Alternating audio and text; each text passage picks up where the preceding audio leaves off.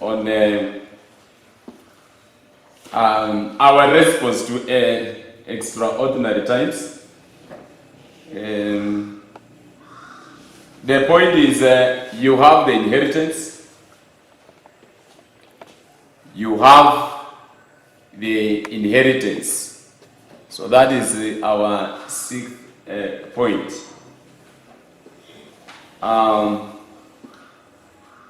The realization that you are not just worthless. Worthless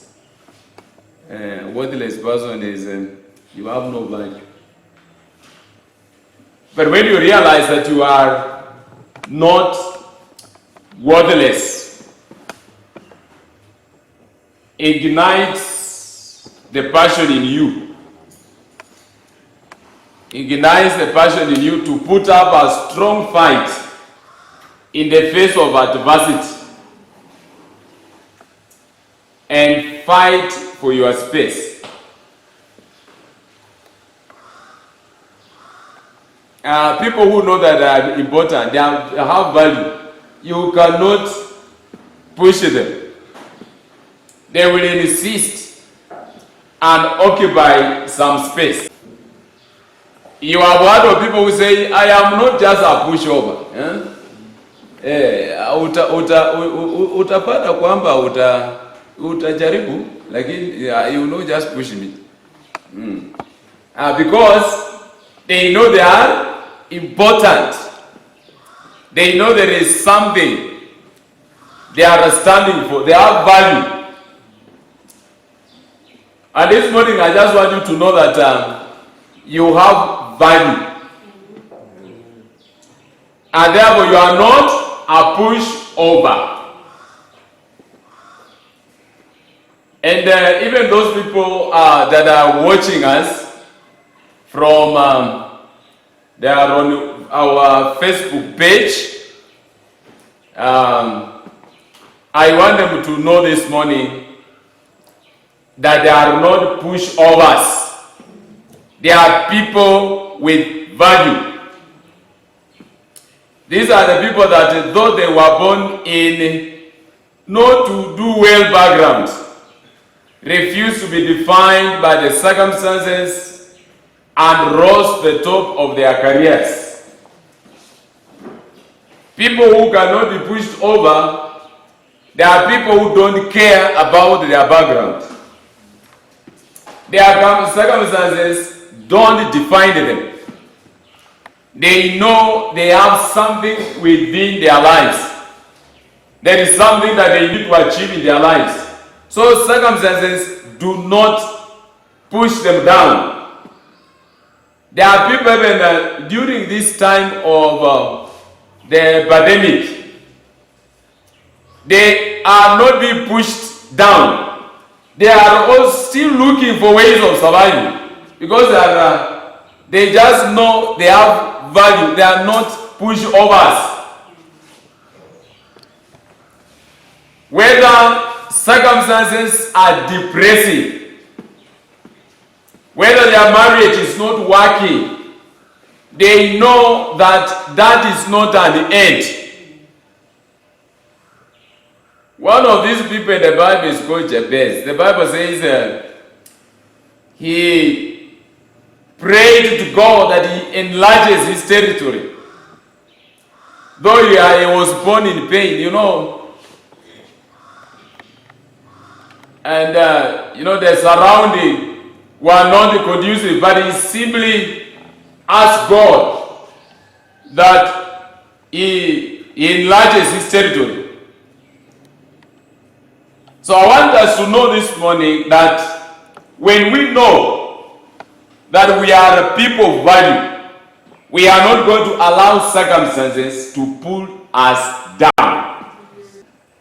So this morning, that encourages me a lot. That what I'm going through today is God's past. God passed there. He looks at Egypt is behind. And he's seeing a better future for you. Amen. And that's why he's saying, I have good plans for you. Kuna viti la kuvinya lakini he says I have good plans for you. Why? Because whatever you are going through is working for your good. When he saw Joseph was in that, he had been thrown in that dungeon. And of course, in that place, you were not expecting him to leave. And it's just Reuben, and he convinced his friends that he should just be sold, should not remain there. But even in that pit, God was seeing everything is determined to get Joseph to the throne. Everything was working for that very purpose. So one of the things that you need to know is that what you are going through today is God's past. You are not, it is not anything new to God. He knows, He planned. In fact, what you are going through today is not surprising God because He planned. And then He knew that you will go like this. Whatever that is coming in your life is building a character for you tomorrow. The end, God forbid, but if it comes to the end of your marriage, it's not the end of your life. There are people who have gone through very difficult circumstances until they cannot stay together as a husband and a wife. That is not a full stop. It is a comma. There are some things that happen in our lives and they look like full stops. They are not. It's a comma. Turn to another page. The end of your business is the beginning of a new season for the better. The laying off from your job is the beginning and not the end of your life. The pregnancy of your teenage girl is not the end of the road. It's simply a comma and not a full stop. It's the beginning of a new page in her life. In Isaiah chapter 43, verse 18 to 19, and I just want us to read chapter 16. Verse 16.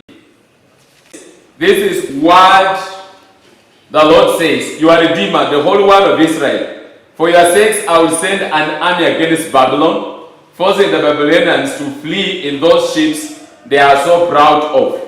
I am the Lord, your Holy One, Israel's Creator and King. I am the Lord who opened a way through the waters, making a dry path through the sea. I called forth the mighty army of Egypt with all its chariots and horses.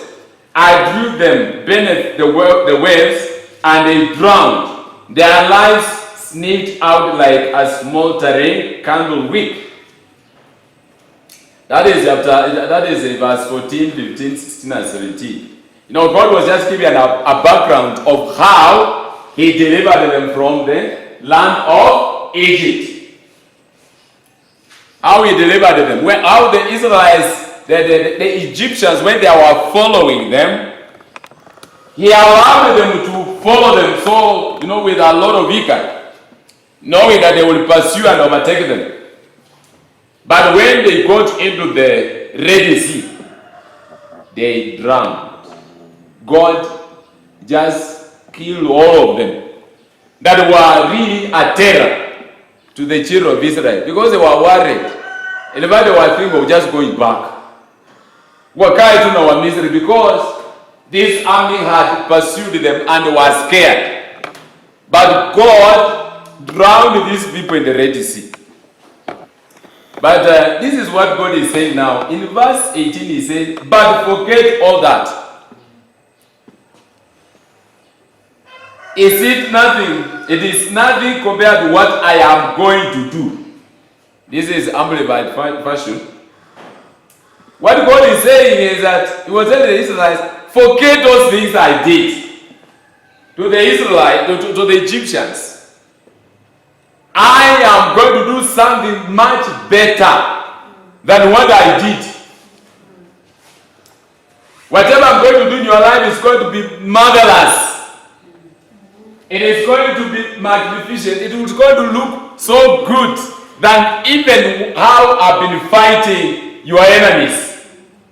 And if you think that drowning the Egyptians is a more terrifying thing, I am here to do great things in your lives.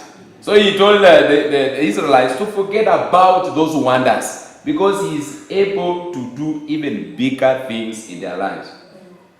It is nothing compared to what I am going to do. For I am about to do something new. See, I have already begun. Do you know the sea? I will make a pathway through the wilderness. I will create rivers in the dry wasteland. The wild animals in the fields will thank me, for the jaguars and owls too, for giving them water in the desert. Yes, I will make rivers in the dry wasteland, so my chosen people can be refreshed. That is verse 18 to verse 20. Now, there is one thing that you need to know is that you must have your understanding renewed. What is understanding? And what is wisdom? Understanding is the ability to know what to do with the information you have. That is called understanding. If today we are telling you that God is about to do a new thing in your life, knowing what to do with that information is called understanding. When you can comprehend it, when you realize that God will do what he has said, that is called understanding. Now, the next thing is, when you apply that knowledge, you now put it into practice. That is called wisdom. This morning, I want you to know that your source is in God. This morning, I want you to change your lineage. Get into the lineage of Jesus Christ. That is where your inheritance is. That is where your blessings are. So this morning, if you are still doubting that we are not in the safe place, I want to remind you that in the Lord we are safe. In the Lord we have all things that we need. Now, what I want finally to say is that may you discover today that the present situation is only a comma and not a full stop. Therefore, turn the next page and write a new story about your life in